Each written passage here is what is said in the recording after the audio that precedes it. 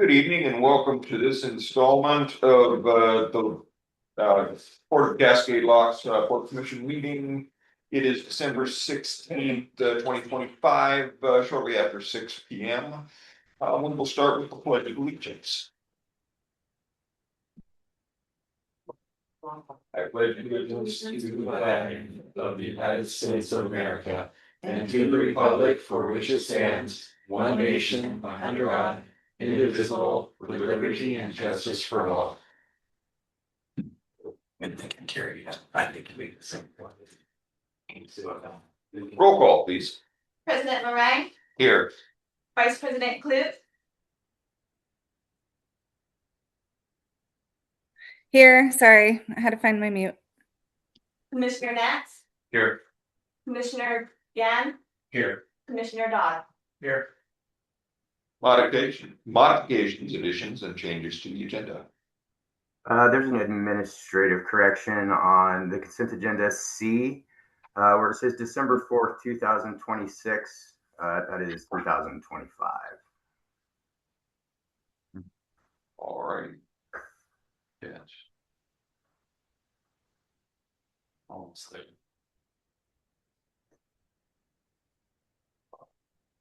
Perfect.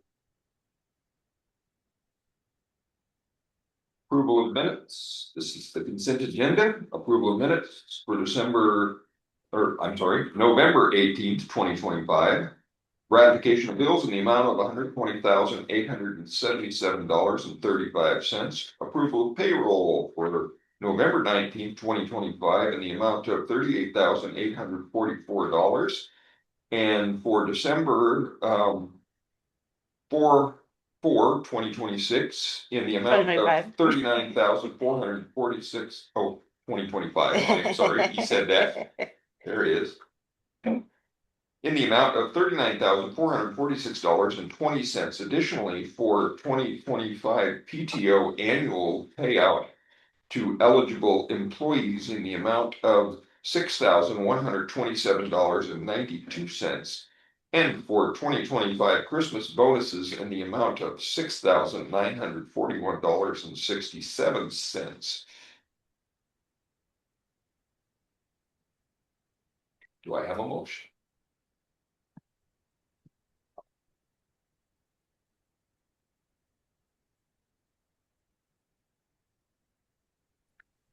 Well, if no one else will, I'll make a motion to approve the consent agenda as stated in its entirety. A second. Okay, motion second to approve the consent agenda as stated. All those in favor? Aye. Aye. Opposed? Motion passes unanimously. All right. Public comment. Anybody out in PD land want to chime in? If not, moving on. Thank you. Special presentations and reports from outside resources, staff, and government officials. Port Economic Development Grant Awardee Final Report. So this is Ben DeJarnette is here from Bike the Gorge to present his both verbal and written final report for their grant from round one. Take it away, Ben. Great. Yeah, thanks, Genevieve. I'm going to try to share my screen. It says host disabled. Can someone allow that? Carrie Ann will allow it. Just one sec. All right, Ben. Should be able to now. Okay.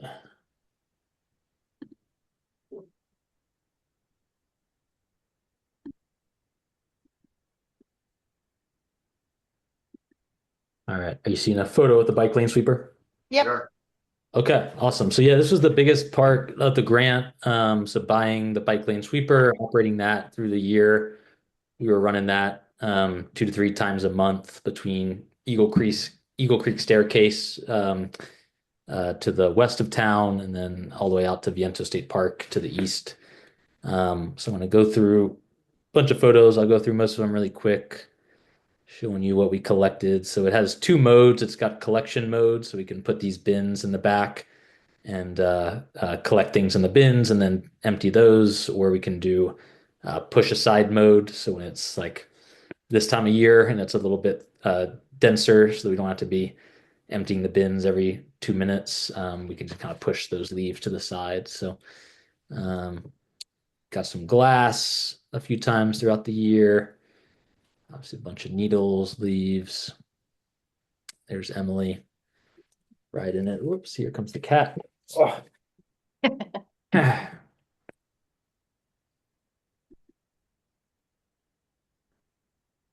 Super.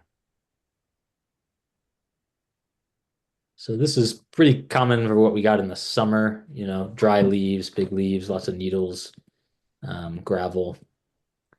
And then this is more like fall conditions. You can see where those wet leaves are piling up. You can see where we've been on the way out and where we had yet to go on that one. And this is what it looked like a month or so ago before we did our kind of latest blitz. We did have to borrow one of the port's leaf blowers on this occasion because those leaves, as you can see, are really, really wet, really thick, and piled up a little bit too much for the sweeper to get them effectively. So we took the blower out and then the sweeper behind it, and we're able to get the trail looking really good before our community ride, and have been out there a couple times since to keep it in good shape. So I think we're through the worst of the leaves for this time of year. So yeah, we'll continue to use the sweeper. Helps us keep the trail looking nice for our rental customers, and it's been a lot of good feedback in person when people see us out there riding it when they're riding the other direction. So yeah, that was a big success. And then also had part of the project that was a destination marketing campaign, piloting um, some ads and building out a bike guide on our website. So let's screen share our website. This is that guide. We've got a quick link to maps, bike routes from town, rental options, dining in town. Um, this is a dynamic map we built on the Google platform. So the nice thing about this is we can edit it very easily as new businesses pop up, as the bike routes get extended. Um, got places to stay, places to eat. Got Bike the Gorge here, Kayak the Gorge. Got the mountain bike trails mapped on there. The state trail, obviously, and then the waterfalls along the way. So that was part of the work, and then we worked with a contractor to design this Cascade Locks specific bike map. So this is in the brochures that we created. This map appears in that. They got kind of a zoomed in version of town, and then the zoomed out version that shows everything from Multnomah Falls down to Viento and Mitchell Point Tunnel. And then for the guide we've got the different routes with quick information, difficulty, distance, and then more detailed maps for the easy climb, the climb trails, the trails forks embed there, and then the different sections of the state trail, Wyeth to Perham Creek, which will eventually extend to Mitchell Point Tunnel, and then to Hood River down the road, Cascade Locks to the John B. Wyone trailhead, and then Cascade Locks to Wyeth trailhead. Then our rental options and dining options in town. Great. And a couple other screenshots I grabbed. This is a screenshot from that brochure we developed. So a quick snapshot of the different rides and trails, the state trail, and then a glimpse at what's coming soon, expansion of the climb trail system, and then the extension of the historic Columbia River Highway State Trail. There's that map. This is one of our Facebook posts. You can't see this because it's a still image of a video, but there's a video we took on the mountain bike trails, the new climb trails. And I believe this is all organic. We didn't run this one as an ad, but had pretty good engagement, 5 comments, 5 shares, 81 likes. And then we had another post this one here. This performed really well for us, so we turned it into an ad. Um, yeah, talking about Oregon has a new mountain biking destination, the climb trails, 10 plus miles with more under development. These are some of the comments, people asking questions about how it does in the winter and getting responses. Um, someone who had recently ridden there, someone who wants to come ride there, someone who wants e-bikes to be allowed there. So do we, by the way, and we'd love the port's support in that down the road. More to come. And I think y'all know Chuck. He took me out on the trails, and um, he posted in there as well. So uh, just to give you a sense, so this is a snapshot of the ad performance. 14 cents for a landing page view. So this it linked from Facebook to that guide on our website. 14 cents is really good conversion rate compared to the ads that we run, like promoting our tours and rentals. Uh, that's quite a bit better, and yeah, it was really encouraging. So and keep in mind, this was by the time we got around to this, after getting that map finished and the campaign built, we were getting more into the fall, not in the peak season. So yeah, I was really encouraged by that part of the project. Um, and then last thing that we did, I grabbed photos. Uh, we did a community ride in. Here's one photo. Some of y'all probably know Tracy. That's Tracy on a bike she bought from us, and yeah, that was the state trail a few weeks ago after we'd done some sweeping, and yeah, had about 15 people come out on a chilly but dry November day right after Thanksgiving, and rode down from our shop to Eagle Creek and had some coffee from Thirsty and some cookies from Thirsty, and had a really nice time. The Lips joined us about halfway, so yeah, definitely. I think room for growth on the event. I think next time we'll get it done or get it scheduled for spring or earlier in the fall when the weather's a bit nicer. But for a first spin, it was a real success. Cool. Yeah, I'll pause there and open it up for questions. Pretty impressive.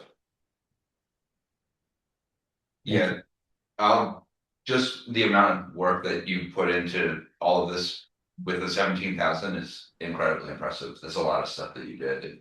Yeah. I just want to applaud you for the amount of the amounts of interaction you've gotten with just the community at large. I mean, just reaching out. I obviously see a bunch of photos of gorgeous beer there. That's promoting our own community. Having the bike ride here, promoting the community, working with Thirsties. That's all community building. So I 100% applaud you on like embracing Cascade Locks, and I appreciate that a lot. So I just want to say thank you. Yeah, thank you. Yeah, all maps and everything make us look pretty impressive. Yeah. Yeah, absolutely. Just for my own curiosity, Ben, and not that it matters a whole lot because there wasn't a lot of options for bike sweepers. How's your relationship with the bike sweeper? Is it a difficult piece of machinery? Is there a lot of maintenance? Did it maintain during the season like you expected? Are there replacement pieces you have to like? How's that been? Yeah, good question. Yeah, there was a bit more maintenance than we expected. Some of that was self-inflicted. We did run into a log with it and Oh, had no. had to replace some parts, but they were really good. They were delivering another sweeper to the Portland area around that time, so they just charged us the cost of the parts and maybe like $50 for labor, and they replaced what needed to get swapped out, and I got it back up and running within a month. And then uh, yeah, everything else has been smooth. Um, it's a pain in the butt to clean, Yeah. a year, but yeah, no, I think it's gonna last. Presuming we keep it out of any more accidents, it's gonna last several more years before we need to probably replace the brush at some point. So it's got that big motorized brush that sweeps everything up, pushes it out. With the amount that we're using it, uh, we're told eventually those brush bristles will get worn down and might need to get replaced. But yeah, I think overall really positive, and I think with the pulling in Parker's help, he got us those the leaf blowers that we were able to use to kind of pre blow the trail in the fall when it got really dense. I think that combination will be effective. It's not that much of the year we have to do that, but uh, yeah, that helpful when we do need it. Awesome. Thank you for the report. Good to hear that the money was put to good use and is paying dividends back to the community.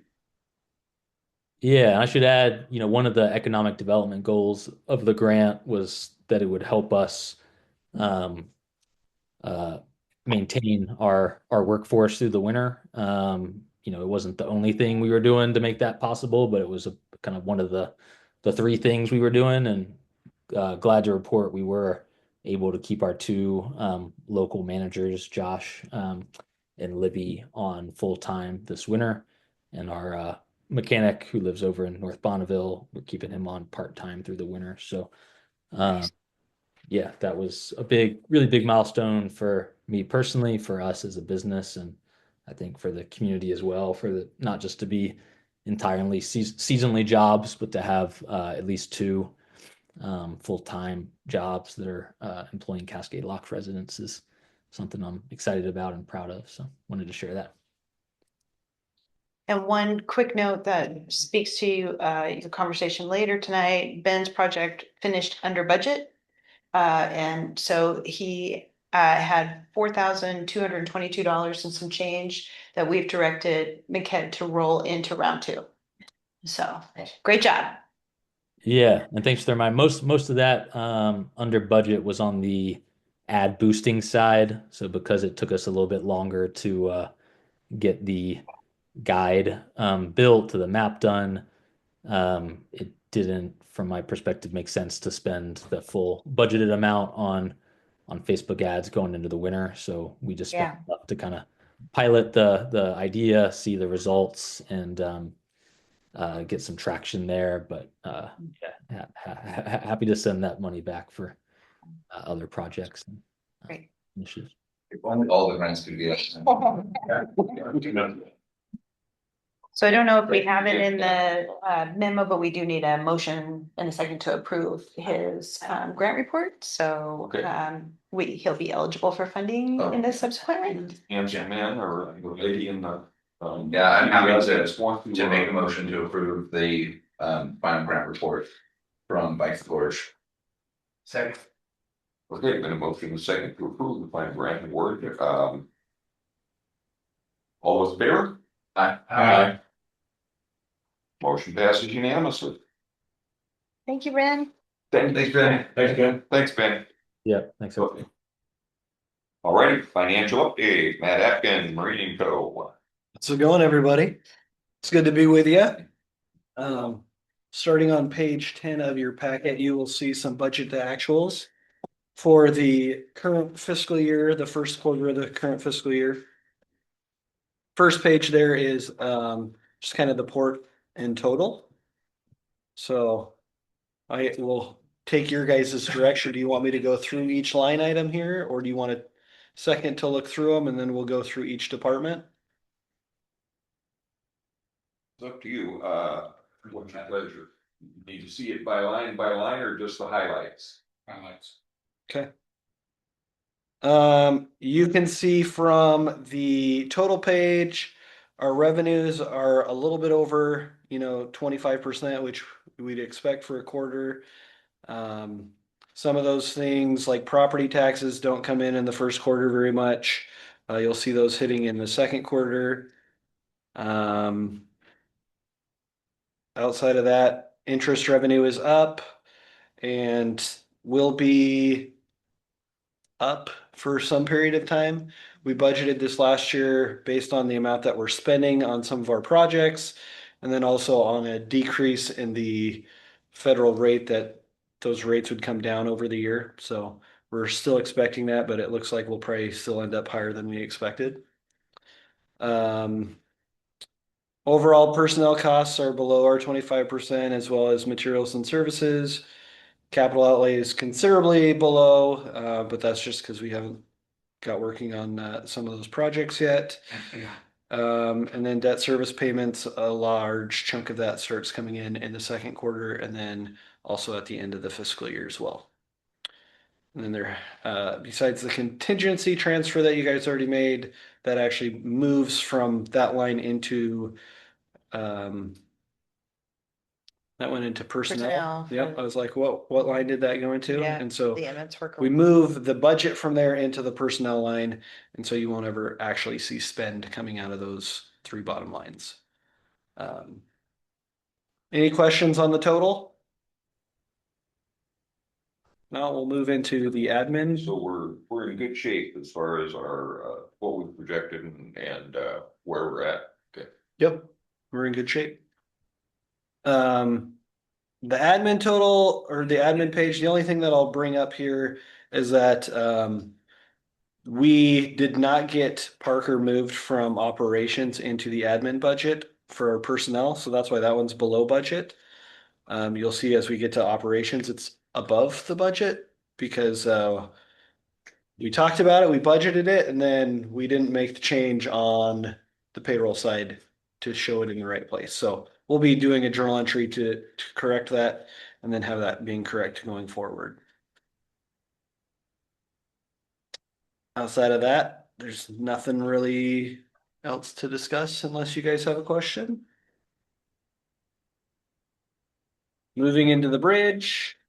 Revenues are coming in well. I think if I remember correctly, I heard we're at like $10,000 from what we estimated at that point of the year, based on the seasonality of the bridge. Personnel and materials and service costs are below what our expectation would be. Camping, you can see we had good amount of camping revenue.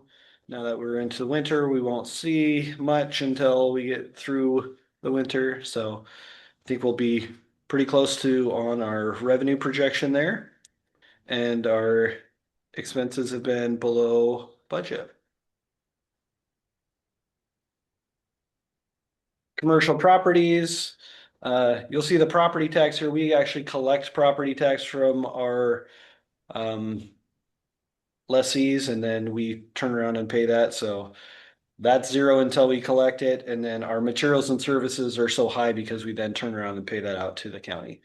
And so you'll see a correlation between those two as we get that in and then turn around and send it back to the county. Yeah, outside of that, everything else is in line with expectations. The development fund, you can see we had quite a few bit in grants. This is from the bridge work mainly. And so we got 3 invoices for that we were able to book into revenue. And then we also turned around and spent that money. You can also see this is again where our interest revenue is coming from. And depending on how quickly we spend down the money that we have will depend on how much revenue we get in interest as well. So any follow-up questions on the development fund? Just to note that according to the ODOT grant agreement, the interest earned on that money still has to be spent on the project. So it's not discretionary later, so unfortunately. I imagine we'll spend it on this 2 big project anyways. Yeah. Goes back to 4 grants. Okay. Understand. Events, you can see at this point, we've got about 60% of what we budgeted in revenue. So we looks like we'll probably go over our budgeted amount on revenue there.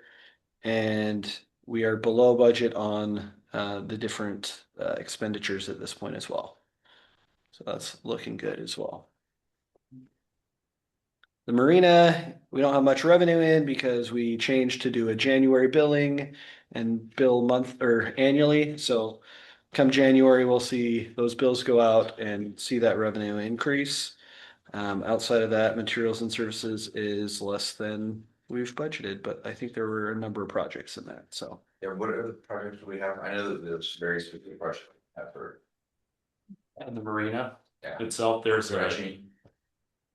no, I don't believe we budgeted for dredging. Dredging would be a bigger ticket Actually, I item had the than budget that. in 30 Yeah. grand for dredging inspection and permits for dredging. So I think Okay. there's a bunch that you actually have to do to get ready before you Yes. actually do the dredging. So, And what else did we have on there? some milfoil mitigation and some repairs and maintenance. Talked about a aqua weed cutter, aquatic weed cutter. There we go. And that will not be I was gonna- something we do. We researched that and just found that we would compound our problem. Right. But most of that will probably start happening in May, so we'll Yeah. actually get next year. We could still have 2 treatments left to do, depending on how the season goes for the spring milfoil. We do one in the spring and then one right around the turn of the fiscal. Right. Depending on conditions. Yeah. June 30th. Yeah. June 30. Okay, done. And we went to a calendar year on the rentals, right? It's January. On the marina rentals, yes. And it's all billed in January, so it'll be collected in January for that calendar year. See, operations, parking revenue has come in higher than we estimated. That 32,000 in the budget line was really just parking revenue. We've already collected 24. So that's great. Outside of that, as I discussed, the personnel services is high because Parker's in there instead of in admin where he should be. So we'll get that corrected, and next time we come back, you'll see that. Then about where we would expect on materials and services. The port sponsored events. I think at this point, we've collected $1,000 in donations. I think a lot of those come in as we get closer to, Yeah, that was actually a late payment for last year's 4th of July, so the rest of it'll come in closer to next year's 5th of July. Okay. In June. and then the 14,000 is, I mean, these are all kind of specific projects. So as they come in, it's based on when the projects are getting accomplished. So the 24% is reasonable. Sternwheeler, no revenue at this point, and minimal expenses as well. Any questions on that one? And then non-departmental, this is where really the debt service payments come from. And so far in the first quarter, there weren't a lot of debt service payments. They happen mainly in the second quarter and the fourth quarter. So you'll see those as we go through the fiscal year. And considering July, August, September are probably our highest months, obviously for income, but also for expenses from from just tourism. It's very interesting to see a lot of the things basically at their quarter, which is like, okay, that's good. Yeah. Spend a lot of toilet paper. Yeah. I'm sure there's a huge budget. The toilet paper's in budget, right? Do you guys have any other questions, like financially? I mean, I can tell you from a balance sheet, things are in good shape as well. There's 13 million in the LGIP, 600,000 in the bank account, and we're in a good position right now. Yeah. And we're working through as slow as the auditors are going. We're making progress, and hopefully we can speed that up this next year even further. Whenever we see Q2, will we be able to see Q1 and Q2 next to? Do you want it to be Total. separate and then like a total? I guess you can tell me what you want to see and I can make it happen. So I mean, it's all of us. I'm just, for me personally, I'm kind of thinking it would be interesting to kind of track how it is from quarter to quarter versus lumping the quarters together and just being H1. For me personally, but I'm only 1 of 5, so. Like that, yeah. Do you want to see like, So looking at these, would you like to see kind of a quarter, a second quarter, then the budget and then the overall? Or do you want to see like the, That's kind of what I'm thinking is like July through September 2025, and then October through December 2025, like next to each other, and then a budget, just like the budget could whatever. remain the whole year? Oh, I see what you're saying. I'm just trying to make sure I can, Yeah, without it being too many columns that then you look at it and you're like, what am I looking at? right. Because unfortunately, that's the problem with our system as it is like it prints a report that would work for this, but it prints all of these on one page that's like this wide, and it's like, this is Not useful. not useful to look at in Right. a group setting. So, Yeah, it's usually interesting to see it in comparison to the previous year, you know. Kind of like, where are we at and how are we doing? But I know on a lot of these departments, it's gonna change every year to year. We're gonna have, you know, you get $6 million of grant money and all of a sudden the year looks a whole lot different than it did the previous year, you know, so. I'm just thinking that we would likely see a significant difference, especially with income for some of the things like obviously the bridge. Mhm. So for me, it would be interesting just to see the fluctuation, because obviously we all know that we're very tourist heavy. So summertime, we're gonna have significantly more income with a lot of items that we have. We do have some elements that are just gonna be consistent like over and over and over again.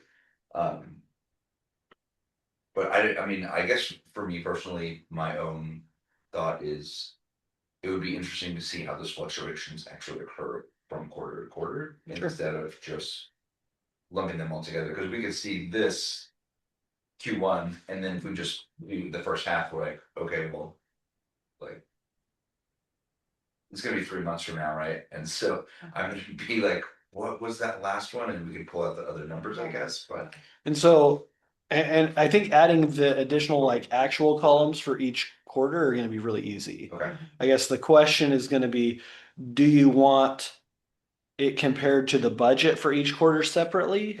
Or do you want it like, okay, here's quarter one, here's quarter two, I'm gonna add the two together and compare that to the budget? Yeah, to see where we're at. So that way you can see what happened in quarter one, you can see what happened in quarter Right. two, and then you have a total that compares it to the budget. yeah, like that. Okay, Yeah. Yep. That sounds. Definitely can do that. C2 is our total budget for the year, and then we would still have a percentage. Where we're at in the projection. Yep. Then even at that half, we'll be able to see what H1, or I'm sorry, what Q1 and Q2 look like, and then we'd be able to even see fluctuations between those two, because there's gonna be a difference. Yep. But then we'd still be able to see what it, like how we're tracking for the entire budget. Yeah. Okay. Yep. All right. That sounds good. But again, I'm only 1 of 5. So Sounds like it, it would be a good comparison. Yeah, absolutely. How things change quarter to quarter.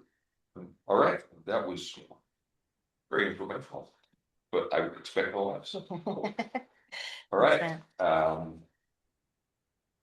we, thank you. Yeah. Executive director report. Are we in the executive director's report already?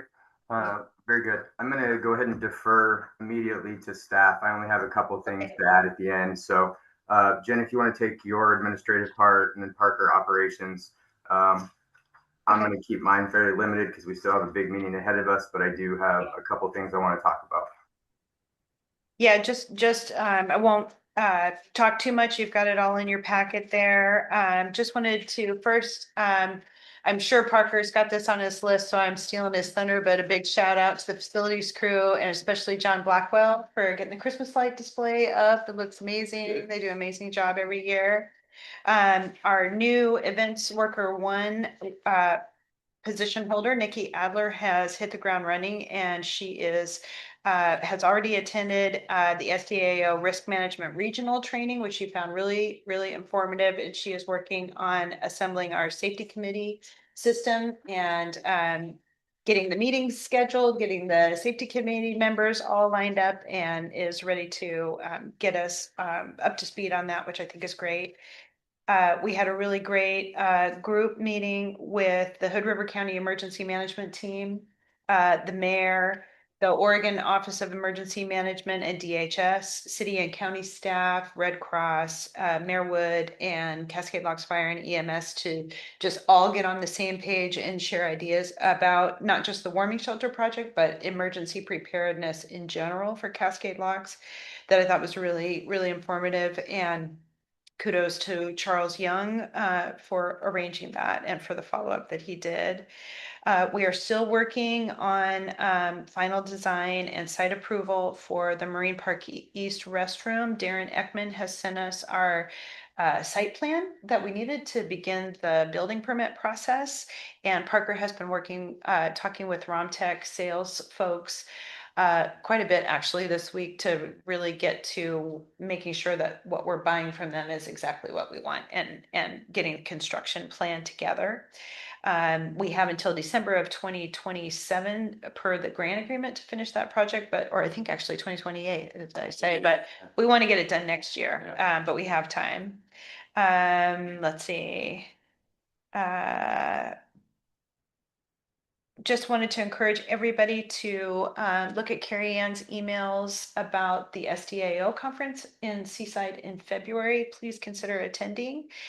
She is working on registering everybody, and we're really excited that the port is receiving recognition for its economic development grant program.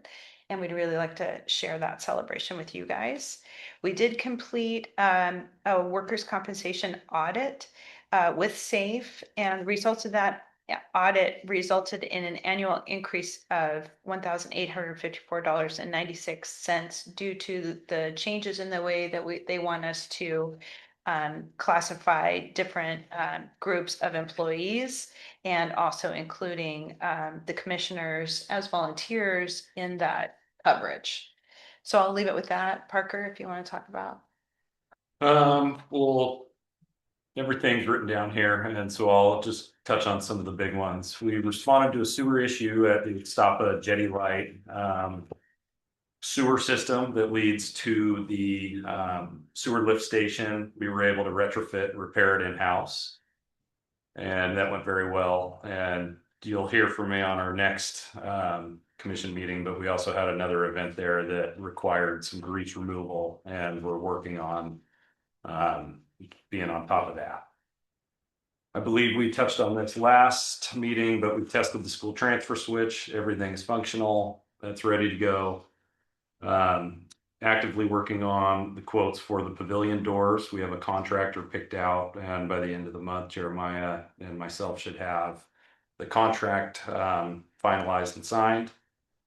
And then this was a big one for me. We conducted maintenance staff training for Microsoft Planner, and now in the maintenance and operations department, we are implementing electronic work orders. And so everything is logged and tracked through Microsoft Planner. Obviously not every little thing, but the big stuff. And this will help us stay on track quarterly and tell us all, what we've been doing, gives us a good way to look back into the past. And I just feel very good about it. It's a great improvement. We got good buy-in from the team, and everybody's doing great with it so far.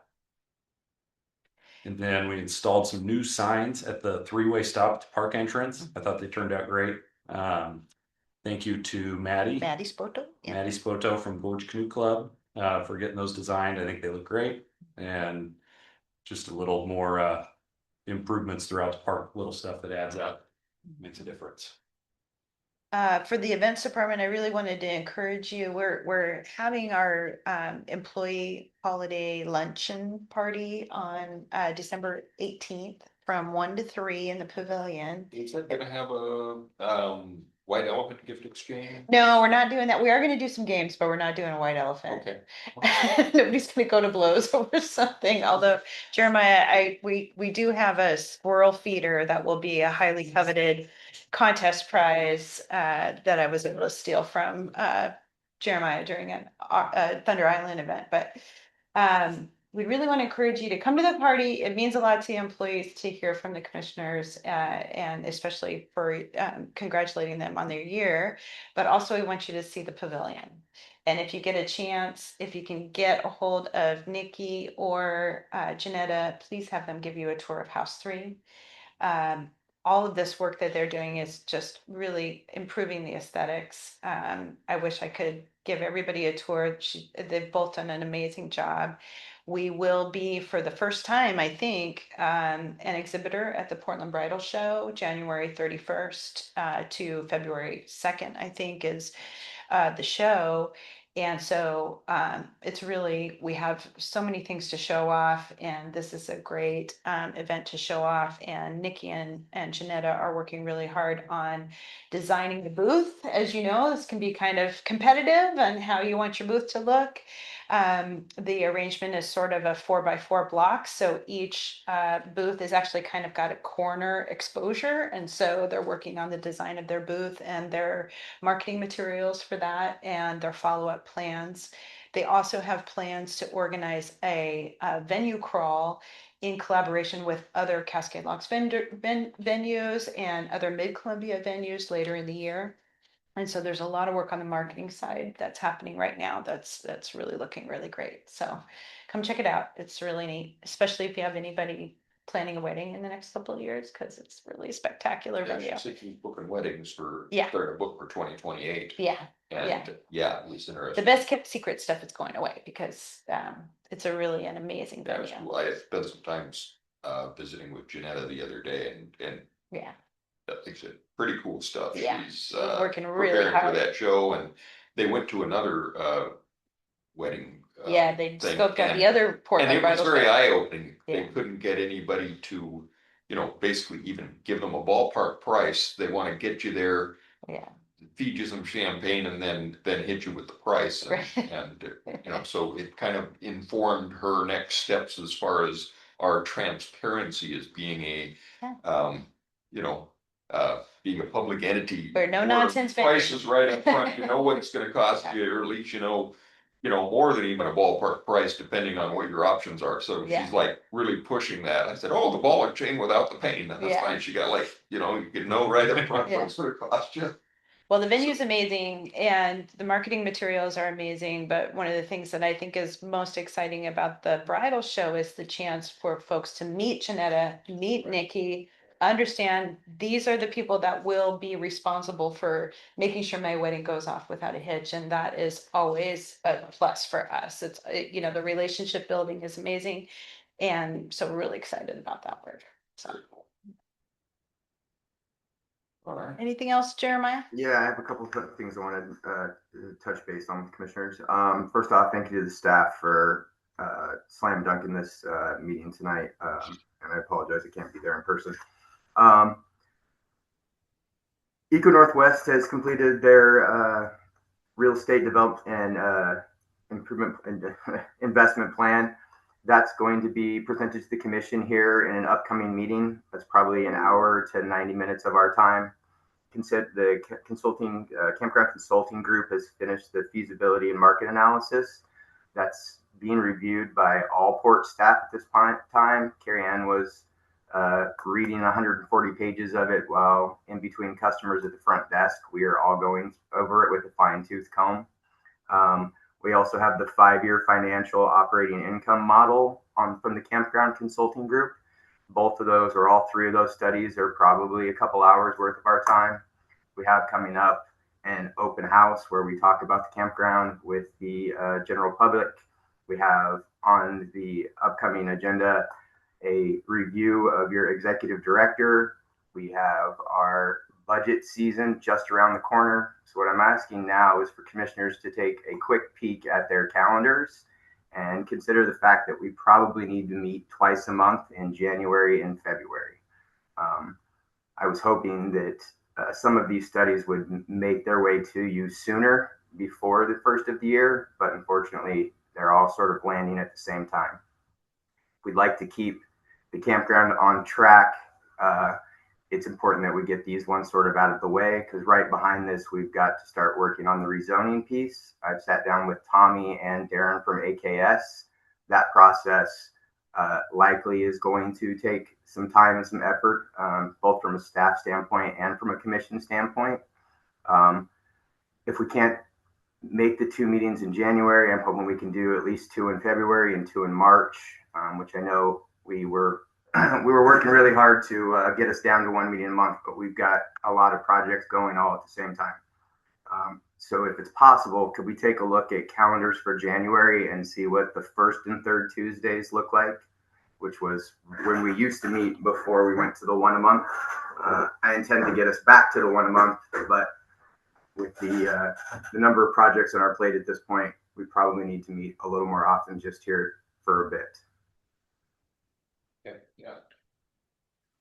So if we look at, if we were to look at January, that would be this. So the normal one is the 21st, should already be on all our calendars. The next one would be the 7th. Even with the holidays, that's going to give hopefully enough time for staff, me and Jen, basically to get through Are you Ecuador. looking at 2026? Correct. January. Oh, I'm sorry, I clicked the wrong button. Thank you. I went the wrong way. 6th and the 20th. Thank you. Yes. 6th and the 20th. I know the 6th is really close, so if we can't do the 6th, I understand. But The 6th and the 20th. Okay. I can do both the 6th and the 20th. Same. Yeah, no problem. Yeah, it should be good for both in January. February might be hard. let's click over to February real quick and just see what we're looking at. I'm planning to set a snowstorm for the 6th. I might have to take on from home. So the 6th would be, or excuse me, February would be the 3rd and the 17th. It should be good for the 3rd. The 17th might be pushing it for me, but 17th is a typical commission meeting though. I know That's we're that. leaving for Hawaii the next morning at like 3 a.m. So I can't do the 17th. We wouldn't even be having a meeting then. We We could have- push, we could do the we 10th have- or 24th. 10th and the 24th works. Give you a little bit more time. Okay. I can't do the 10th either. The 3rd works. Okay. The 3rd and the 10th would work. I would But like to, you also don't need me if you have a quorum. if possible, I'd like to keep our standard meeting where it always resides at the 3rd Tuesday. And then if we can sneak another meeting in and have a quorum, that's fantastic. If we can't, we can't. I understand. But I would rather not reschedule our regular meeting. It's fine. I can't make the 17th. Oh, Okay. So how are we looking for the other 3 commissioners? Do we have a quorum at least? 24th. I'm good for all of those days. Okay. If you are flexible. I'll be able to join on the 17th via Zoom. 10th and 24th. What about the 3rd, Carrie? Yeah, I'm good for the 3rd. 3rd and 17th of February. 3rd and the Yeah. 23rd. 3rd and 17th. We're keeping the regular 3rd and 17th. We're trying to add one more in. 3rd and the 17th it is. We will try to keep those meetings tight for you guys. So hopefully no super long ones, but they're gonna be meaty for sure. That the one on the 3rd, will that impact anyone's travel plans for the SDA funds? Or is that just Thursday to Sunday? That's a good question. Thursday to Sunday. Yes. I'm sorry. SDO conference, you guys should be arriving on the 5th, because it starts on the 6th. Oh, gotcha.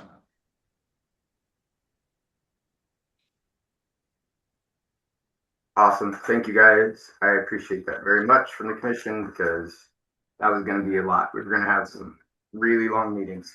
That'll make it easier on staff. That'll give you guys time to really sink your teeth into this stuff. Campground Consulting Group has a lot of information for us to get through.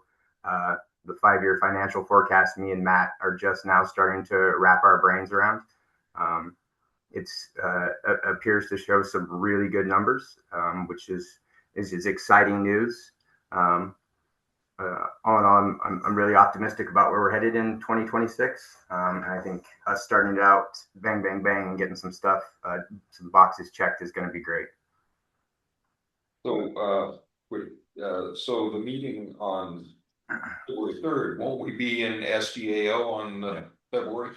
No, yeah, we will. We just, but not during that day. Okay, that's after that. Okay. Never mind. That's We'll be together a lot that week, but right. yeah. There's one big happy family. Yeah. Question for you, Jeremiah. I see on the legislative update, there was advancements on the campground rezoning planning strategy. I guess you met with Jordan. I've touched base with Jordan a little bit. Jordan kind of gave me a couple directions. He gave me a direction he thought would work for us. Tommy's pretty familiar with the planning side of the city, having been with the port for 10 years. We have some other ideas of how we'd like to approach it. There's one approach that is quicker than the other, but has some different hurdles to overcome. The longer, more standard approach has less hurdles, but just by design will take longer, like just 160 days right out the gate, just waiting for paperwork to be completed. That's just what they set as a timetable. Hey, we'll get back to you in 160 days. So there's some strategies that we're discussing, none that I'm quite ready to bring to the commission and say, hey, this is the direction we think we should go, or these are the 2 or 3 options we think that we have. That's probably what one of these meetings will entail.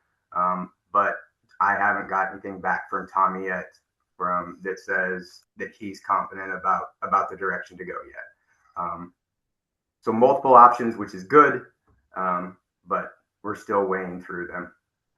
I don't necessarily, for lack of better words, want to show my hand at this point. Perfect. All right. Moving right along. We already did final grant report for Bike to the Gorge. So review of applications for Ports Economic Development Grant Program. Jeremiah, do you want to review the memo? Or do you want me to? Give me 1 second. Just catching up. Sure. So we did. Go ahead. Yeah. You have a coughing fit. I'll take over. Okay. Grant applications requesting a total of $366,103.20 were evaluated and scored by the Mid-Columbia County Economic Development District. Acting as a neutral third-party evaluator, applications were scoring using the adopted criteria and ranking accordingly. Actually, this has got to be more painful for you guys to listen to me over Zoom than for Jen to just read it. Go ahead, Jen. So the top 4 applications, ranked applications, requested a combined total of $166,027.20. The total amount available to award in round 2 is $154,222.15, requiring adjustments to requested amounts if all 4 top-ranked applicants are to receive funding. Options 1 and 2 below rely directly on MCED's independent scoring and ranking, awarding funds only to the top 4 ranked applications. For purposes of these options, your consideration of these options, proportional allocation means distributing available funds in direct proportion to each applicant's share of the total amount requested by the 4 top-ranked applicants. This approach ensures funding reductions are applied equitably relative to the original request size rather than using a flat reduction or selecting arbitrary fixed amounts. So we have 2 options for you to consider. And the third option, of course, is to put a package together any way that you would like. Option 1 is a strict rank order with a partial award where funds are awarded in score rank order based on MCED's evaluation. Higher ranked applicants receive full funding first, with the 4th ranked applicant receiving the remaining available balance. If you were to move forward with this option, then the awards would be listed there with equaling the total. Option 2 could be a proportional reduction across the top 4. All 4 top-ranked applicants would receive funding, with each award reduced proportionally across according to its share of the total requested by the top 4 applicants. MCED's ranking is maintained as the eligibility threshold, and there listed would be the awards for that option. Option 3, of course, is the commission directed awards. The commission may determine award amounts among the eligible applicants using MCED scoring and ranking as a reference and considering alignment with the port's mission and adopted strategic business plan. We have a big fat notebook here that hopefully will answer any questions that you have, including what's in your packet with all of the MCED score sheets, their summaries of the projects, and explanations there. But if you have any other questions, we can look at that. Just a reminder that on those score sheets, questions 6, 7, and 8 all carry double weight because of the importance to the program. And so we have calculated the scores, a score ranking based on just if you were to only look at those 3 questions, just as information, not as a recommendation to you, but just as a information as an angle to look at for those top performing applications just for questions 6, 7, and so we thought that might be helpful in thinking about that. So for the next steps, the commission may consider the options presented and determine the award approach that best balances applicant ranking, available funding, and alignment with the port's strategic priorities. Staff provides this information for the commission's review and discussion. Starting on page 34 is the memo from MCED to you all, which has the projects listed in alphabetical order, a short summary. There's the project title, the applicant, the grant amount requested, a short summary, and then years in business, the MCED staff score, a list of the letters of support for each project, and the scoring sheet is attached. So a lot of flipping back and forth if you need to, but you guys can take it from here. I have one main thought I wanted to just pick everybody's brain on through reading this. If we did decide to go with an option where we didn't fully award all of the top contenders or whatever, how would partially funding them affect their projects? Would they still be able to proceed with their projects if they only got partial funding? So we did have a question in the application that asked just that question, and we have each applicant's answer that I'd be happy to read to you if you would like. If you're about a specific application, I can read to you what their answer was. The question was, would your project be able to move forward without this grant? What if you were awarded a smaller amount than requested? And each of those applicants supplied their own answer. I'd be happy if you have a question about one in particular, I'd be happy to read it to you. I think the top 4, we would probably want to know that if we're considering partially awarding all 4 of them. Okay. Do we have an answer for all of them? Yes. Let's read an answer for all of them. Okay. So for all of the applicants, all 12? Anybody who answered that question. Okay. Anybody who answered that question and is represented in this packet this evening. Okay. So then this will be sort of, I think, in alphabetical order. For the application from Brigham Fish, and you guys might want to take notes, I guess, while we're doing this. Would your project be able to move forward? The project will have to proceed in smaller stages or alternatives to the project, such as a concrete base, was the answer to that one. Next up was the Cascade Motel project. And this is the Cascade Motel Outdoor Grounds Enhancement Project. Without this grant, the project would not be financially possible. As a small independent operated business, we do not have the resources to fund an infrastructure project of this scale on our own at this time. The grant funding is essential to cover materials, professional installation, and permitting costs necessary for a high-quality, code-compliant sprinkler and irrigation system. Next one is the Columbia Gorge Inn. The Columbia Gorge Inn facade porch cover and LED lighting revitalization project. Without this grant, the project would be very difficult to proceed due to a tight budget after last year's major painting work. It would likely be delayed for a long time, causing lost revenue and slowing efforts to revive Cascade Locks' look economy, and community appeal.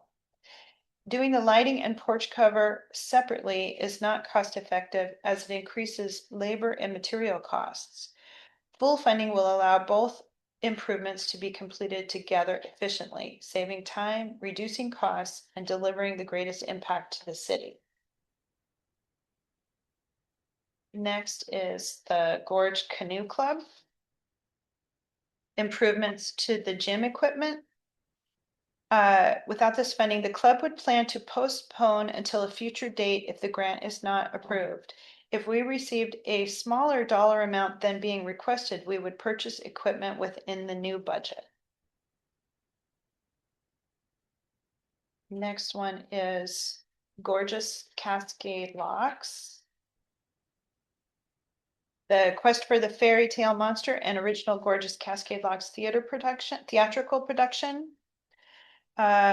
Without this grant, okay, so it says, although the performer will still entertain the audience, the magic of an unfolding Vardo with hidden drawers, puppets, maps, graphics, historical signs, and a gigantic fish will be missing. The show will not have as big a lasting impact nor generate buzz in Portland, which would entice more people to come to Cascade Locks. It would also be less likely the performer would be invited to present at statewide conferences or events. Next one is Landmass Wines. Patio renovation and upgrade. Without the support of this grant, our project would be limited to indoor spaces. The existing patio surface, composed of river rock, is difficult for visitors to walk on and does not provide a stable foundation for tables or seating and poses a safety concern.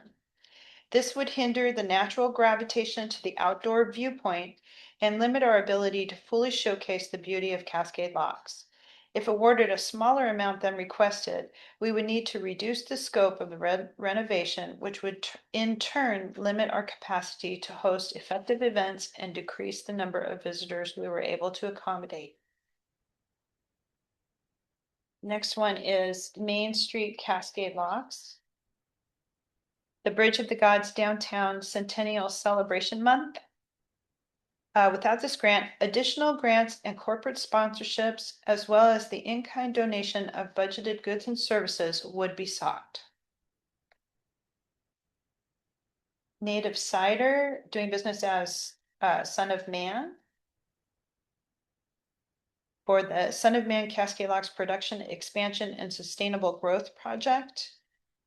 If we are awarded a smaller grant amount than requested, we would have to determine which initiatives take priority. We would likely need to reduce the scale of our project, purchasing only one fermentation tank, scrapping the marketing spend, and suspending the creation of the full-time sales role. If we are awarded no funding, we do not anticipate investing in capacity growth at this time due to cash flow constraints. Santo Spirito LLC for the winery barrel care and barrel expansion project.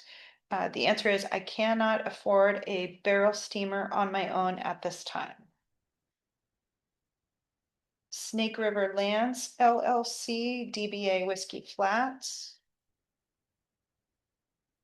for the historic Whiskey Flats Tavern building patio and yard revitalization. Our project as a whole would not be able to move forward without grant funding. If we were to receive partial funding, we would prioritize certain aspects of the project. Our top priority would be to move forward with the stage construction, as we have already agreed to host community theater events during the summer of 2026. The stage construction requires some extensive groundwork, which would need to be done as a first step for the project as a whole. With limited funding, we would need to review our project outline, but would be able to accomplish some of it based on funding amounts. We just wouldn't know until that time what we could do. And finally, Yamtung, Columbia Range Boatworks project. The Columbia Range Boat Works project is designed to move forward regardless of grant outcome, but this funding is critical to completing the prototype on schedule and in full collaboration with regional partners. Without the full grant, the project would proceed in reduced phases, prioritizing design completion and initial tooling using existing business income. Fabrication and testing would be delayed until additional funds could be secured through development grants from the City of Astoria, private reinvestment, or early stage design contracts. A smaller award would still allow meaningful progress by covering a portion of the naval architecture, composites design, or material costs, with other expenses phased in over time. Grant support, however, ensures the project is completed within the 18-month timeline and that all fabrication, testing, and assembly work remains local, maximizing impact in the Cascade Locks and Columbia River region. So one thing I want to speak to before the discussion goes down that path, which I think is a great question to ask, and which is why we ask it why we ask it. Very often, a grant program is intended to be the last money in. This is sort of what sets that project as being viable. And so that very often is sort of the mission of a grant program. Conversely, another mission of a grant program is to help create viability and be some of the first dollars in. I don't know that we've ever decided, that you've ever decided as a port, whether we intend to be the last dollars in or the first dollars in. But I know that there is some gray area where we have to be careful when we start evaluating whether we don't fund a program because it would go on without us anyway, right? And funding a program because it won't happen because we're going to do it unless we've determined sort of what our mission is in that. That isn't to say we have to do that today, but that also is something we need to be aware of as we move into this conversation of, well, that one's going to happen without us, so maybe that's a good thing we don't give them the money or we don't give them as much, et cetera, et cetera. So just something to consider as you guys start to move into this portion of the conversation. So did we ever talk about them actually having to have a certain amount of match? Because most grants have a 20% match or whatever, whether it's in kind or whether it's other money that they put into it. For grants less than $10,000, well, both the large and the small grants require a 20% match. For the large grants, that has to be all cash, 20% cash match. For the small grants, in kind are eligible, and there's ways to calculate the in kind value of donated goods and labor, but it's still a 20% match. So the grant ask that you're seeing is there's a maximum grant award of $50,000, Right. but they would still have a match requirement. And I can tell you what the match is if you'd like me to look it up. Because all of these grants came out to the request being 50,000. So my guess is that wasn't a super, they're going to have other money into it. In order for all of the grants to come up to $50,000 is what they're going to require to finish it. So it sounds kind of like an arbitrary amount based on that's the fact that that's the maximum that we are going to award. Okay. So, of course, there are a lot of grant programs where I know that when we were looking for fire engine, the fire chief looked at all of the grants that this particular company that gave grants for fire engines ever awarded, and he looked at what the maximum amount was, and it was never how much you needed for the fire engine. He figured out what the maximum amount that they ever were awarded. Yeah, of course. And that's what he asked for. So anyway, I was just curious. My guess is, if we were to award option 2, none of this is, we're talking about $3,000 of reduction for $3,500 in reduction. I would not think that would be a game breaker anytime you're looking at a large project. Of stopping the project, at least me myself, I don't have a lot of money, but I can probably come up with $3,500 if I had to finish something. But that's just me. Go ahead. I was just gonna say, I would be remiss to say, like, I like option two. Personally, I think it's a good option, gives everybody a good shot at getting their projects done that are in the top four. But being from the Bridge of the Gods Centennial Celebration Committee, I would be remiss to say and point out that Main Street Cascade Locks did tie for first based on the sole three questions that we ranked the most important by double weighting them. So I would offer up a third option of reducing each award from option two by $2,500 and giving 10,000 to Main Street Cascade Locks as well. That kind of dovetails with one of the questions that I had, with, that celebration. To me, it feels like that celebration brings a lot to the community just in general, and I think that that is a huge impact, not only to our community and to the people that would be involved, but also just awareness of Cascade Locks. So I love that grant, or that proposal, that idea. My question around that is, if we don't fund them, like, do we? I guess since it is Main Street, but we're already managing and sorry, I'm exhausted. That entire event, the celebration, is already being conducted by the port, right? The port is That. the port is only conducting. The port specifically is only conducting the Bridge of the Gods celebration, the 2-day festival that happens that particular weekend. It escapes me at the moment. September 9th. I don't want to say it wrong. 19th and 20th. September 20th and 21st. The vision for this grant is for it to be a month-long celebration. There's currently no other mechanism for the port to contribute to Main Street for a month-long celebration. It's not entirely true, but pretty true. And then my other question is different than this, but isn't the landmass one, isn't this incredibly similar to what we gave them last year?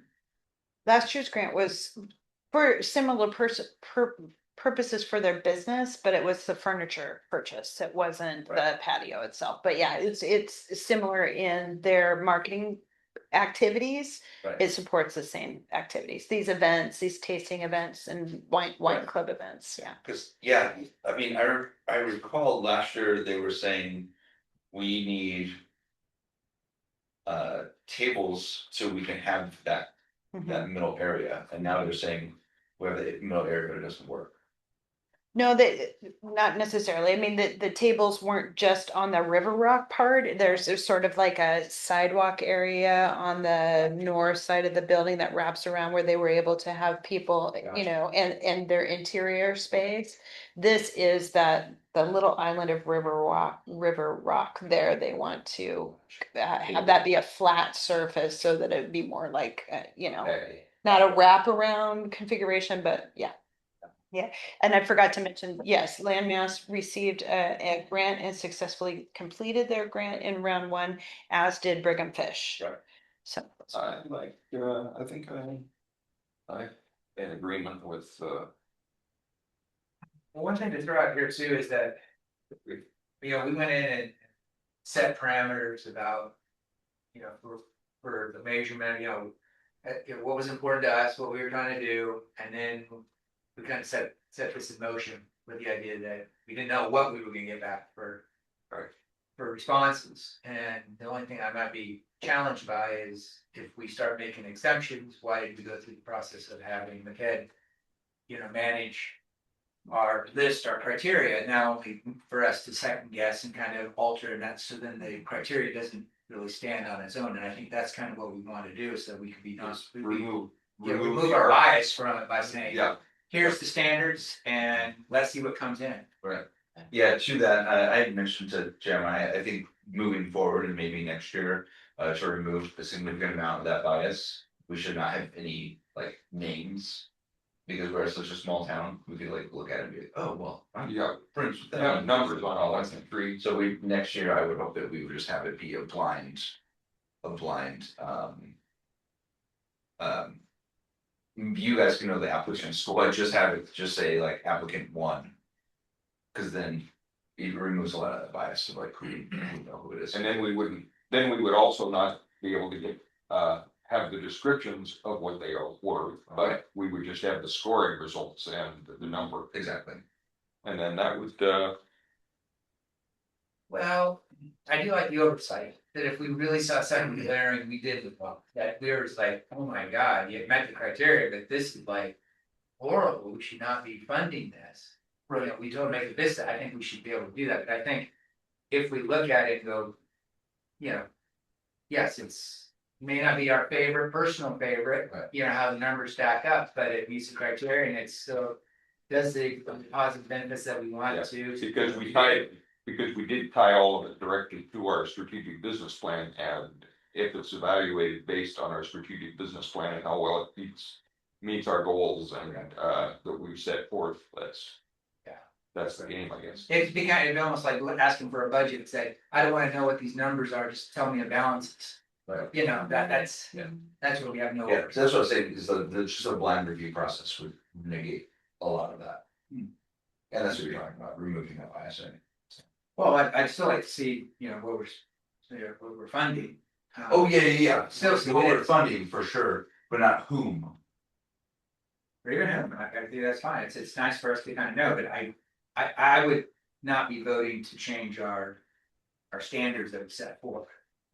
I would say, whatever the measurements were, and the kid came out like the top four, for example, I'd be saying, well, they did the calculation based on the criteria we gave them. Here's the top four, let's fund the top four.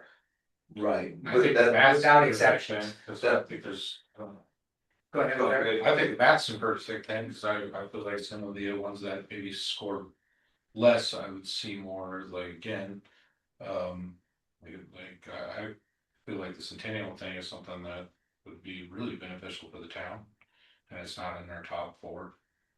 And I would argue it's, I mean, unbiased, I feel like it'd be more community oriented stuff though. And that was, we always knew that was gonna be the challenge with McKay, right, is that they aren't boots on the ground, they are just basically doing it in a bubble. Whereas we do have a lot of this knowledge of what actually would have a large impact for our community. We always knew that that was gonna be a challenge, and that's kind of like what we're wrestling with right now, right? Right, Yeah, so I wanna fund the centennial too. Yeah. You know, I think that'd be nice to see if there's, if we could fund it, you know, if it didn't fit on this grant, is there a way that we could fund it a different way? Right. So then to that, that's kind of what Carrie was mentioning is, should we slide them in and then in order to pay for that, take down percentage just from the other ones? I would volunteer the idea that that is something that the commission could wrestle with at a different time, in which that could be made a month-long celebration, and what the costs associated with that would be to the port. Right now, I'm on the hook for a 2-day celebration and a festival, which I've had to contract out for in order to have operated for me. If this commission were to request that this were a month-long festival, that would certainly be an abundance of work that I don't know that the port could take on. But that may be something that could come back at another meeting on how we make the Bridge of the Gods Centennial celebration have a larger impact than just 2 days. Well, I mean, from the grant program standpoint, it wouldn't be the port having to do it, it would be the ministry doing it. Maybe other opportunities for funding that part of the expanded celebration, in the next budget cycle, or out of contingency, or Advertising or something. other ways to do that, rather than. But the next budget cycle is not till summer and would cut their timeline down quite a bit for planning, if that were the case. well, could this month-long celebration be part of the city tourism budget? You know, take it from a different, you know, 'cause I mean, that's tourism to me. Well, if they're requesting $25,000 to do the different things they want to do throughout the month, and if we were to contribute 10, then maybe the city could contribute what they can and they can get sponsors for the rest. Was kind of my line of thinking. One thing to note too, this is round two of a program that I think has been really successful and will probably continue for other years. Any applicant that is not successful has the opportunity to apply again. And as Albert was saying, MCED is in a bubble by design. We set a scoring criteria and we wanted to see those scores back from this, neutral, detached third party in a bubble. But as you said, they're not on the ground, and there's a timing situation too. Like, you guys know what are time sensitive projects for all of these applicants. You'll be able to discern, is this something that this applicant could maybe reapply next year and maybe be successful. So that's something to think about as well. When you're not successful in an application, you will be invited to reapply, and it's not something that, it's not like we don't like your project, we never want to see it again, but we'll be able to. Yeah, we at least know, the ones that we're awarding will not be back next year with the same exact price. Right, yeah, that's what I'm trying to say, yeah. The other Right. applicants will have, they'll be up higher on the Right. scale next time. Yeah, So, right, there's something to think about there. all right, well, I'm up for anybody, who wants to entertain, a motion. I don't know if I'm ready for a motion. If there's any other questions on specific applications. I want to see if there's any more to talk about. Okay, Bert? I have a random comments that has nothing to do with it has everything to do with the grants, but I'm kind of bummed that the job creation and retention goals are just like, we never got a 6, we didn't even get a 4 out of any of them. Yeah. I would love to see next year in the grant program for you guys to make that the focus rather than tourism, rather than like, it's all about job creation. Come with what you got. Yeah. Now, what is it? Thought of hiring a full-time salesperson. I was gonna say, they got a 6 in that category. Oh, they did? Okay, cool. Yeah. Yeah, because they're hiring a salesperson. Gotcha. Okay, so there was Reproduction, yeah. good. They scored high in like 4s in the other 2 4 categories, which are double weighted. But yeah, the job creation was still at a 4, but yeah, it's a bummer you only got a 6 on that one. That's just a general comment.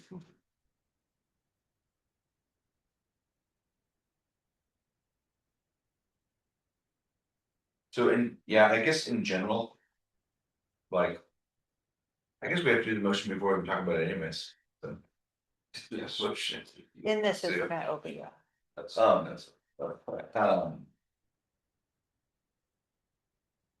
I would love if we can find a way to fund some of the Main Street Cascade locks. Okay, and that's, similar to what Perry Yeah, suggested, was exactly. give, Main Street Cascade Locks, 10,000 and then proportionally reduce the others, to make the difference, so. Books or something. Happy to make a motion. I can make a motion to approve a third option that combines option 2, giving our top 4 contenders kind of an even divide, and then adding Main Street Cascade Locks in for 10,000. So that would reduce each one by 2,500 Okay. from option 2. Okay. Do you want to reduce them proportionately, or do you want to reduce them evenly across the board of 2,500? Are we making the $16,000 grant also take a $2,500 hit, or are we making? Proportionally would probably be good. I just want to make sure Matt's there so he can do quick math for us. Proportionally would be fine. And got a calculator. Can't do that math in my head, so 2,500 was what I came up with. No, totally. I just want to make sure.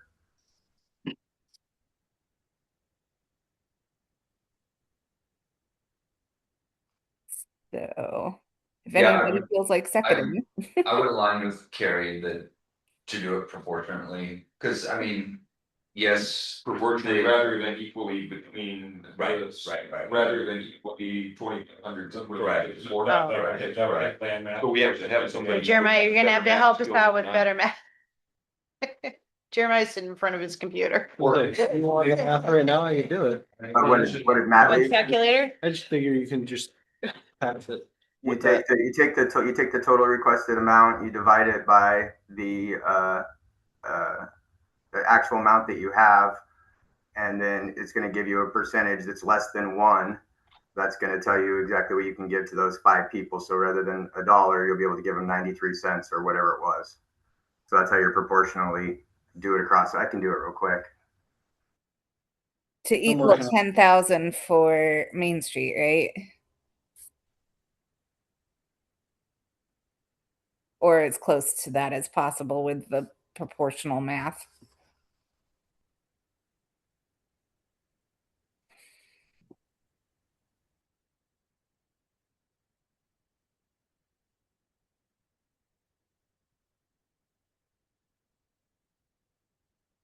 Do accounting on the fly.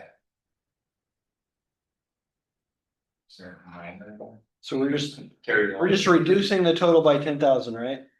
That's correct. Yeah, that would be the request.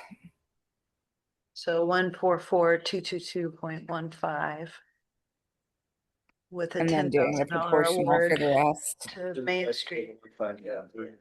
I mean, think about it, everyone Okay, so it's is obviously very, very specific to the business, and business is going to benefit substantially from that, but this is the only one that would actually benefit the larger community, like in. Where do you want it written?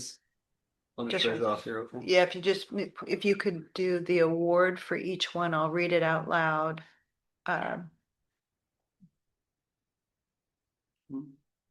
Or you can read it out. Write the numbers back. Yeah, to Jeremiah's point, I think if we were to look at our criteria next year, Right. I think we need to have a little bit more streamlined focus, like you know, maybe next year where it's all about promoting business, maybe the year after that, it's all about promoting tourism. Now I think we have conflicting objectives, which wasn't a big deal last year because we didn't have that many grant applicants. This year it's a lot harder because now I'm looking at this, I'm seeing far into the scale. And the criteria doesn't make it easy to say whether we're online with our purpose or not. Well, we That's the We same. finished out going Yeah. an approach. Right. Well, should be I think, more. we sort of, We sort of did do that because we did up the double weighted community need alignment with the plan and the job creation. Yeah. And of those, landmass, Main Street and native cider did score the highest with those. We could always triple weight the job creation. Exactly what you're saying is like, let's go these particular things are most important to us from last one to this one, and those 3 are the highest. And if we didn't, if the team didn't have that, then Main Street wouldn't even be there. Like they wouldn't even be funded, but they did score. On those 3 The questions. things that were most important. But I like that idea of like, hey, next year we have a grant program, it's all tourism, or it's all building, or it's all job creation, or whatever it is. or double weight that. Yeah, we've had 2 years in a row now where we've had public safety, downtown revitalization, and tourism as the focus areas. And the way we wrote the program, we expected that to change annually. Good. With the budget process. So as you guys are going through your spring planning and your budget process, you're saying, this is the focus area for next year's grant program. And then we're releasing that in right after that. So Matt's math, not mine. For the record. Blame him. For this particulars for Commissioner Klut's motion would result in an award to Landmass Wines in the amount of $13,922.22. An award to Native Cider, Son of Man, Snake River Lands, Whiskey Flats, and the Columbia Gorge Inn, each at $43,433.29. And an award to Main Street Cascade Locks in the amount of $10,000. I like it. Of 154,222.15. Is that an official motion? I think for the sake of the motion, you can just probably state 10,000 to Main Street and the other 4 then. I made an official motion about 5 minutes ago. No one seconded it. We were trying to get the calculations, I guess, sorry. Yeah. Okay. So Do we wanna try it again? Sure. I make a motion to create an option based on option 2 that awards proportional amounts to the top 4 contenders, with 10,000 also going to Main Street Cascade Locks. I second. okay, there's been a motion, a second, for a modified option 2. All those in favor? Aye. Aye. Okay.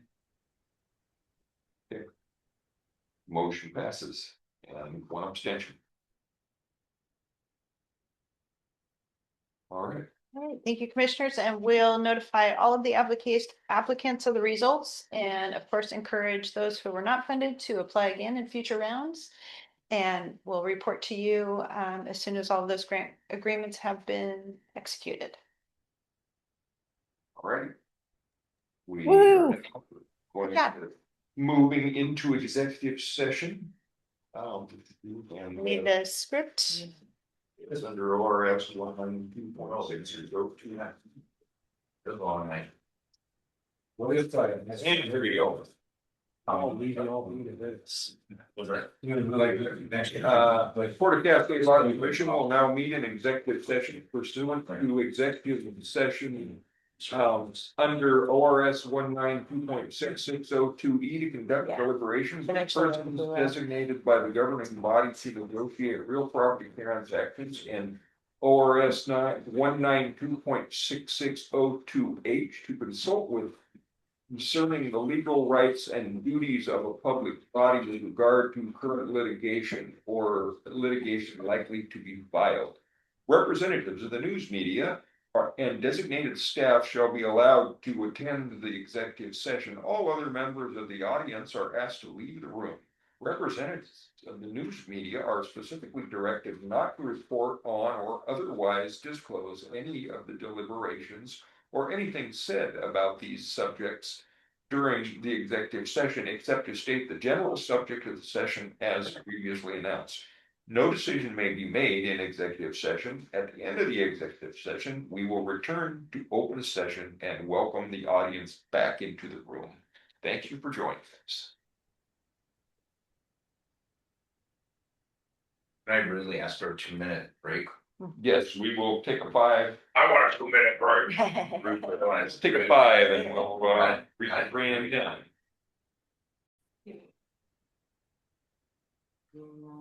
Well, thanks everybody for joining us. There's nothing else to come before the commission, so we're going to adjourn. Good to see you. Thank you. Everybody drive safe.